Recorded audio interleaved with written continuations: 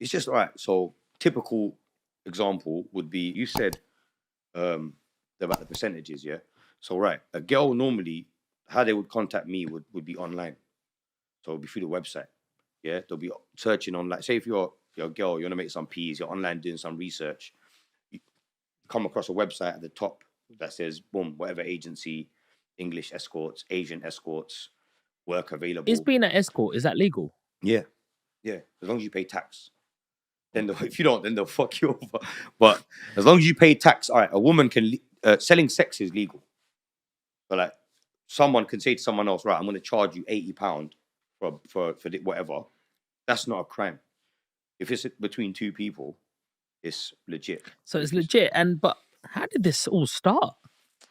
Mad, bro. It's just randomly, you know. Right, a girl actually approached me and said, "Yo, let's make some money together." A couple of girls have done it. Actually, not wasn't one. Really? Two different occasions.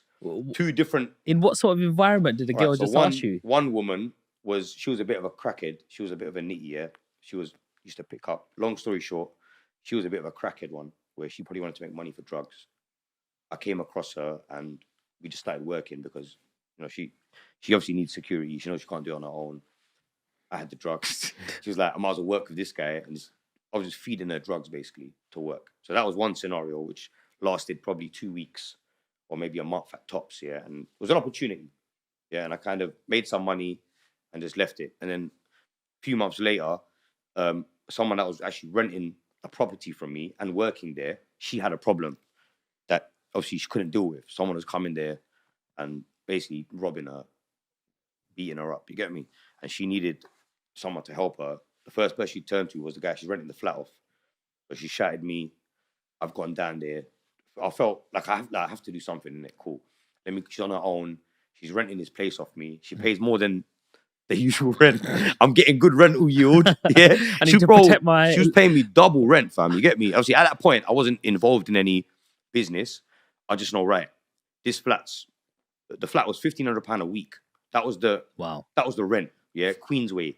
It was a nice flat, 3-bedroom, nice apartment, like Bayswater. You know them sides, yeah? 15 bills a week, yeah. I was charging her like 2.5 a week or something like that. Wow. So it was a lot of money. She was probably making like 2 to 4 grand a day minimum. Boy. Minimum, bro. Like before I met her. So obviously someone's come there a couple of times, roughed her up, took her money off her. She's independent, bear in mind, innit? She's a young girl, she's independent. The guy's come there, violated. She's right, who's she gonna call, bro? She's not gonna tell her family that she was working as a prosy and someone beat her up. You know what I'm trying to say? She can't really, even if she had a boyfriend, she probably wouldn't tell him because she's trying to be low key with it. Not like nowadays, you got bitches on OnlyFans, you got their boyfriends bashing over their videos, you know what I mean?